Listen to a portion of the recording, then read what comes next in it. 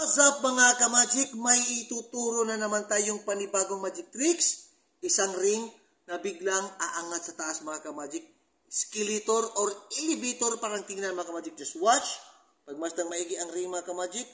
Watch and learn. Biglang nag-abante na hindi ginagalaw ang kamay mga ka-magic. So I hope mga ka-magic na enjoy kayo. Pero after this mga ka-magic, ituturo ko ang gimmick kung paano ginawa ito mga ka-magic. Okay? So, ang gimmick dito mga ka-magic or ang tricks is like this. Kuha ka na ng rubber band, tapos puputulin mong rubber band mga ka-magic.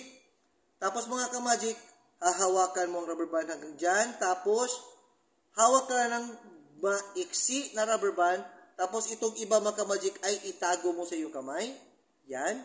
Itago mo yan mga ka-magic. Tapos, itong maiksi mga ka-magic ang hinahawakan mo. Ito ang iyong i-stretch.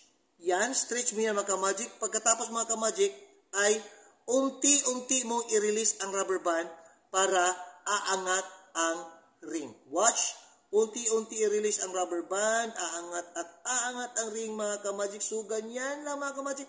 At sana na-enjoy kayo. And I hope mga ka-magic may natutunan na naman kayo panibagong magic tricks. See you for the next episode, Magic Tricks Revealed tutorial mga ka-magic. Vivat Jesus!